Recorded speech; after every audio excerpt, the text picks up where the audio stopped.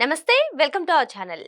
Jaganmohan Reddy London trips గురించి, foreign trips గురించి ప్రజల్లో కన్నా ఎక్కువగా చర్చ ఆ సొంత పార్టీ నేతల్లోని, నాయకుల్లోనూ, ఈవెన్ క్యాడర్‌లో గూడా ఎక్కువగా జరుగుతుందంటూ కథనాలు వినిపిస్తున్నాయి. ఇంతకీ ఏం జరుగుతుంది?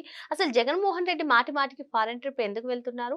అంటే అక్కడ ఆర్థిక నేరగాళ్ళకి శిక్షలు తక్కువగా ఉంటాయి, వారికి అనుకూలంగా ఉంటాయనే ఉద్దేశంతోనే ఎళ్తున్నారా? ఇటువంటి చర్చలే ఆ పార్టీలోనే జరుగుతున్నాయంట. అసలు ఇంతకీ దీన్ని ఏ విధంగా అర్థం చేసుకోవాలి? లండన్ టూర్ గురించి ఆ సొంత పార్టీ క్యాడర్‌లో, నాయకుల్లో పెద్ద చర్చకు దారితీస్తున్నట్టుగా సమాచారం తెలుస్తుంది సార్. మరి మొత్తానికి ఈయన మాటి మాటికి లండన్ వెళ్తున్నారు అంటే అక్కడ ఏం జరుగుతుంది? అసలు ఆర్థిక నేరగాళ్ళు అటు లలిత్ మోడీ గాని కానివ్వండి, నీరవ్ మోడీ, విజయ్ మాల్యా లాంటి వాళ్ళందరూ గూడా అక్కడే ఆశ్రయం పొందుతున్నారు. సో, ఈయన ప్లానింగ్స్ గూడా ఇలానే ఉన్నాయా అని ఇప్పటివరకు ప్రజల్లో లేదు అంటే రాజకీయ విశ్లేషకులు ఇలా చెప్పేవాళ్ళు. కానీ ఇదే చర్చ ఇప్పుడు ఆ సొంత పార్టీలో, ఆ పార్టీ క్యాడర్, ఆ పార్టీ నేతలు మాట్లాడుకుంటున్నట్టుగా తెలుస్తుంది. ఎలా చూడాలంటారు దీన్ని? అసలు జగన్మోహన్ రెడ్డి గారిని భిన్నంగా చూడాలమ్మా. జగన్మోహన్ రెడ్డి గారు దేశంలో ఉన్న ఏ రాజకీయ నాయకులతోనూ మనం పోల్చలేము. అసలు ఒక పార్టీ అధ్యక్షుడిగా జగన్మోహన్ రెడ్డి గారి పాత్ర పరిమితం అనుకుంటే చాలా పొరపాటు. ఎందుకంటే అసలు ఈ పార్టీ పెట్టక ముందల నుంచే ఆయన కొన్ని వేల కోట్ల ఆస్తులకి అధిపతి. అనేక పరిశ్రమలు ఉన్నాయి ఆయనకి. ఒక మాజీ ముఖ్యమంత్రి కుమారుడిగా ఉన్నప్పుడే ఆయన క్విడ్ ప్రోకో, మనీ లాండరింగ్ అనే ఈ విధానాల ద్వారా క్విడ్ ప్రోకో అనేది అసలు భారతదేశంలో ఈ రాజశేఖర రెడ్డి గారు ముఖ్యమంత్రి అయ్యి ప్రభుత్వం ఆస్తుల్ని ప్రజలకిచ్చి, పారిశ్రామికవేత్తలకిచ్చి వాళ్ళ ద్వారా వాళ్ళ సొంత పరిశ్రమల్లో షేర్లు పెద్ద రేటుకి అమ్ముకోవటం అనేది అప్పుడే బయటకొచ్చింది. కాబట్టి జగన్మోహన్ రెడ్డి గారు ముఖ్యమంత్రి కాకముందే, పార్టీ అధ్యక్షుడు కాకముందే ఆయనకి అనేక కీలకమైనటువంటి బాధ్యతలు వ్యక్తిగతంగా ఉన్నాయి. అంటే ఆర్థిక సంబంధించిన అనేక అంశాలున్నాయి. ఆయన అప్పటికే దేశంలో అతి పెద్ద ఆర్థిక నేరగాళ్ళలో ఒకడుగా నమోదైనయి. సిబిఐ గాని, ఈడీ గాని దాదాపు 2 డజన్ల కేసుల వరకి ఆయన మీద నమోదయ్యున్నాయి. ఆయన సిబిఐ హైదరాబాద్ కోర్టులో కూడా చాలాసార్లు బెయిల్ పొందటం ఇవన్నీ కూడా జరిగినాయి. ఇంకోటేంటంటే డిప్లొమాటిక్ పాస్‌పోర్ట్ పొందిన వ్యక్తి, అంటే ఆయన ముఖ్యమంత్రిగా ఉన్న 19, 24 మధ్యలో ఇప్పుడు విదేశాలు ఎళ్ళాలంటే ఒక కోర్టుకెళ్ళి పర్మిషన్ తీసుకొని ఎళ్ళాల్సి రావటం అనేది చాలా విభిన్నమైనటువంటి పాత్ర అది. డిప్లొమాటిక్ పాస్‌పోర్ట్‌లో చాలా అధికారాలు, ప్రయోజనాలు ఉన్నాయి. అంటే వాళ్ళకి కొన్ని ప్రత్యేకమైనటువంటి సదుపాయాలు ఇస్తారు. మినహాయింపులు ఇస్తారు. అంటే ఒక డిప్లొమాటిక్ అంటే ఒక రాయబారికి ఇచ్చేటటువంటి పాస్‌పోర్ట్.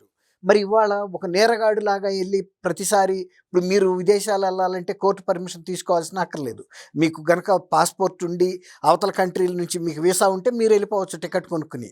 అంతేగాని మీరు కోర్టు ద్వారా ఎళ్ళాల్సిన అవసరం లేదు. కానీ జగన్మోహన్ రెడ్డి గారిది చాలా విచిత్రమైన పరిస్థితి. ఒక ముఖ్యమంత్రి హోదాలో పనిచేసిన వ్యక్తి ఒక చిన్న కోర్టు ముందుకెళ్ళి అఫిడవిట్లు ఇచ్చి పర్మిషన్లు తీసుకుని వాళ్ళు ఇచ్చిన షరతులకి ఒప్పుకుని, తర్వాత వాళ్ళు కొన్ని బాండ్లు ఇవ్వమంటారు పూచీకత్తులు. ఆ పూచీకత్తులు పూర్తి చేసి ఆయన వ్యక్తిగత ఫోన్ నంబర్ ఇవ్వాలక్కడ. తర్వాత ఆయన ఈమెయిల్ అడ్రస్ ఇవ్వాలి. గతంలో కూడా రాంగు ఫోన్ నంబర్ ఇచ్చాడని కూడా ఆయన మీద ఆరోపణలొచ్చినాయి. ఈసారి అట్లా కాకుండా ఖచ్చితమైన నంబర్ ఇవ్వమని కోర్టు కూడా గదమాయించి అడిగింది. అంటే జగన్మోహన్ రెడ్డి గారు ఇతర ముఖ్యమంత్రులు, రాజకీయ నాయకుల్లాగా ఒక పార్టీకే పరిమితం అవుతాడు. ఆ రాష్ట్ర ప్రయోజనాల కోసం, ఆ రాష్ట్ర ప్రజల కోసం పోరాడాలనే వ్యక్తి కాదు. ఆయనకి చాలా విభిన్నమైన బాధ్యతలున్నాయి వ్యక్తిగతంగా. అందువల్ల ఆయన బాధ్యతలు కూడా అంతర్జాతీయ స్థాయిలో ఆయన నిధులను మనీ లాండరింగ్ చేశాడు. హ్మ్. బ్రిటన్ దగ్గర ఒక దీవే కొన్నాడని చెబుతున్నారు. అలాగే అన్ని సిటీస్‌లోనూ ప్యాలెస్‌లున్నాయి ఇండియాలో ఆల్మోస్ట్. అలాగే చాలా పెద్ద కంట్రీసు, ఇతర ఖండాల్లో కూడా కొన్నిసార్లు ముఖ్యమైన, కీలకమైన ప్రదేశాల్లో కూడా ఆయనకి ఆస్తులున్నాయి. అట్లాంటప్పుడు ఆయన ఈ ఆంధ్రప్రదేశ్‌లో ఇవాళ ఆయనకు వచ్చిన ప్రతి అవకాశాన్ని అడ్వర్స్‌గా మార్చుకున్నాడు. ప్రతికూలంగా మార్చుకున్నాడు. ఆఖరికి అమరావతి లాంటి అతి సింపుల్ విధానంలో కూడా ఆయన చాలా వివాదాస్పదమైనటువంటి నిర్ణయాలు, ప్రకటనలు చేసి అబాస్పాలయ్యాడు. ప్రజలు ఏ ప్రాంత ప్రజలు కూడా ఆయన్ని వాళ్ళ మెచ్చుకునే పరిస్థితి లేదు. ఏ వర్గ ప్రజలు కూడా మెచ్చుకునే పరిస్థితి లేదు. తర్వాత పార్టీలో 11 మంది ఎన్నిక చేస్తే ఎవరైనా ఒక రాజకీయ పార్టీ అనేది ప్రాథమికంగా చేయాల్సిన పనేంటంటే ప్రజలు అధికారం ఇస్తే అధికారాన్ని జాగ్రత్తగా పరిపాలన చేయాలి ప్రజల పట్ల. లేదు ప్రతిపక్ష బాధ్యత ఇస్తే ప్రతిపక్ష బాధ్యత చేయాలి. అసలు ఏ సీట్లు ఇవ్వకపోయినా కూడా ప్రజల కోసం ఇప్పుడు షర్మిల గారికి ఏ సీట్లు లేవు. అయినా ప్రజల కోసం ఆమె అప్పుడప్పుడు ప్రజల తరపున సమస్యలు మాట్లాడుతుంది. సీట్లకిను ప్రజల తరపున మాట్లాడటానికి సంబంధం లేదు. అయినా కూడా ఆయన 11 సీట్లు మాత్రమే నాకు ఇచ్చారు అని ఆయన ప్రజల మీద నిందేసి ఆ 11 సీట్ల కోసం నేను ప్రతిపక్షంలో వెళ్ళి కూర్చోను అని అట్లా ప్రతి బాధ్యత నుంచి ఆయన వైదొలిగాడు. ప్రజలు ఇచ్చిన బాధ్యతలను వైదొలిగినప్పుడు ఇంకా ప్రజలు మళ్ళీ ఇతన్ని నమ్మి అధికారం ఏది ఇవ్వరు, ఇక ఏ బాధ్యత కూడా ఇవ్వరు. అధికారం ఇస్తే అధికారాన్ని దుర్వినియోగం చేసి స్వప్రయోజనాల కోసం విపరీతంగా డబ్బు సంపాదించి అన్ని కుంభకోణాలు అయిపోయినాయి. ప్రతి అంశంలోనూ కుంభకోణం లేనిదంటూ లేదు. ప్రతిరోజు ఆయనకి వందలాది వేలాది కోట్ల రూపాయల ఆయన వ్యక్తిగత కోశాగారంలోకి వచ్చే రకంగా పరిపాలన చేశాడు. తర్వాత ఎవరైతే ప్రజలు అధికారం ఇచ్చారో వాళ్ళ మీదే వాళ్ళ పిల్లల మీదే పోలీసు దాష్టికాలు చేశాడు. ఈ రకంగా ఏ అవకాశాన్ని వినియోగించుకోలేని ఒక విఫల రాజకీయ నాయకుడిగా ఇక్కడ ఉండి కార్యకర్తలకి ప్రజలకి కూడా అందుబాటులో ఉండలేదు. తర్వాత కార్యకర్తల దగ్గరికి వెళ్లకుండా కొంతమంది ఒక ఎంపిక చేసిన కార్యకర్తల్ని ప్యాలెస్కి పిలిపించుకుని ప్యాలెస్లో ఏం మాట్లాడాలి, పార్టీ నిర్మాణం గురించి, పార్టీ ఎందుకు విఫలమైంది, ఇప్పుడు ఎలా మనం ఏ విధానాన్ని అవలంబించాలి అనేది చెప్పాలి కదా. ఆ దిశానిర్దేశం చేయకుండా చంద్రబాబు నాయుడు గారి మీద అవాకులు చవాకులు మాట్లాడి ఇష్టానుసారంగా మాట్లాడి ఇంకా ఆభాస్ పాలవుతున్నాడు. వచ్చిన కార్యకర్తలు నువ్వు ఏదైనా మంచి మాట చెబితే అది తీసుకెళ్ళి ప్రజలకు చెబుతారు. వాళ్ళు రాయబారులు, ఒక పార్టీకి ప్రజలకి మధ్యలో వారధులు. వాళ్ళకి దిశానిర్దేశం చేయకుండా ఇలాంటి మాటలు మాట్లాడి వాటిని ప్రెస్లో వచ్చేటప్పటికి ఇంకా వివాదంగా వచ్చి తనకి ఎందుకు పిలిపించుకున్నాడు కార్యకర్తల్ని, వాళ్ళకి ఏ విధమైనటువంటి సూచనలు చేయాలి, లేకపోతే ఆత్మ పరిశీలన చేయాలి, వాళ్ళ నుంచి ఎటువంటి అభిప్రాయాలు ఉన్నాయి ప్రజల్లో అనేది స్వీకరించాలి కదా. వాళ్ళు మాట్లాడేది ఏం లేదు. ఈయన మాట్లాడేది కూడా ఇలాంటి దూషణ భూషణలే. దానివల్లనే కదా ఇంత పార్టీ విఫలం చెంది ప్రజల్లో. దాంతో ఇక పార్టీలో చాలా ఈ మధ్య కాలంలో జరిగిన పరిణామాలతో నాయకులు కూడా ఎవరు అసలు ఆయన దగ్గరికి వెళ్ళి సలహా చెప్పే పరిస్థితి కూడా లేదు. మావి గన్ను సూచన కూడా చాలామంది పక్కనున్న తబేదారులు ఇచ్చారనుకున్నారు.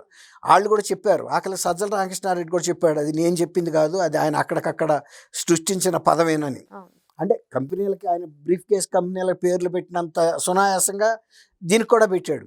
ఇప్పుడు ఈ ప్రజల్లోకి వెళ్ళి చేసేది లేదు. తర్వాత కూటమి ప్రభుత్వం చూస్తే విపరీతమైనటువంటి అంటే దేశంలోకి వస్తున్న విదేశీ పెట్టుబడుల్లో 25% ఆంధ్రప్రదేశ్కే వస్తున్నాయి. దేశంలో అత్యున్నతమైన విదేశీ పెట్టుబడి నిన్న శంకుస్థాపన జరిగిన Google big data centre, IT hub, ఇలాంటివి అనేకం. తర్వాత మెటా వస్తుంది, తర్వాత రిలయన్స్ వాళ్ళు వస్తున్నారు. తర్వాత ఈ అన్నీ కూడా ఇంత పండగ వాతావరణంలో ఇక్కడ జరుగుతుంటే రాష్ట్రంలో డెవలప్మెంట్ గతంతో పోల్చుకుంటున్నారు ఇప్పుడు ప్రజలు. పోల్చుకున్నప్పుడు జగన్మోహన్ రెడ్డి టైంలో ఎందుకు జరగలేదు? ఆయన 5 ఏళ్ళు ఉన్నాడు కదా. వీళ్ళు వచ్చి 20 నెలల్లోనే ఇంత కోలాహలంగా ప్రాంతాలకు అతీతంగా, ఇప్పుడు ప్రాంతాల పట్ల వివక్ష చూపించాల్సిన అవసరం ఉంది. ఆయన వైజాగ్లో నేను రాజధాని కడతానన్నాడు, పెట్టలేదు, వెళ్ళలేదు. అట్లాగే తను సొంతంగా ఒక పెద్ద ప్యాలెస్ కట్టుకున్నాడు, అది నిరుపయోగంగా పడిపోయింది, ఇంతలోకి ఓడిపోయాడు. ఇట్లా తర్వాత రాయలసీమలో కూడా పరిశ్రమలు విపరీతంగా వస్తున్నాయి. కడప స్టీల్ ప్లాంట్ వస్తుంది, తర్వాత వైజాగ్లో ఇంకో స్టీల్ ప్లాంట్. ఇలా జరుగుతునేటప్పటికీ ఇక రాష్ట్రంలో ఉండి చేసేది ఏముంది, కనీసం లండన్ వెళ్తే. అయితే మీరు ఇంతకుముందు ఒక మాట చెప్పారు, లండన్ అనేది యాక్చువల్గా బ్రిటన్ అనేది ఈ ఆర్థిక ఉగ్రవాదులకి, ఆర్థిక నేరస్తులకి ఒక స్వర్గం అంటారు. ఎందుకంటే అక్కడున్న చట్టాల్లో అటువంటి లొసుకులు ఉన్నాయి. ఏ దేశాల్లో ఎక్కడ ఆర్థిక నేరాలు చేసినా ఒక్కసారి కనుక లండన్లోకి వచ్చి బ్రిటన్ గవర్నమెంట్లోకి వెళ్ళి అక్కడ కనుక రక్షణ పొందిన తర్వాత ఏదో ఒక చట్ట రూపంలో నన్ను అక్కడికి వెళ్తే వేధిస్తారనో, లేకపోతే నా ప్రాణానికి రక్షణ లేదనో, ఈ అనేక కారణాలు చూపడంతో వాళ్ళు లిబరల్గా అక్కడ ఎక్స్టెన్షన్ ఇస్తారు స్టేకి. అందువల్ల మీరు చెప్పిన నీరవ్ కానీ, అతను మెక్డవెల్, విజయ్ మాల్యా, వీళ్ళందరూ కూడా అక్కడ రక్షణ పొందగలిగారు.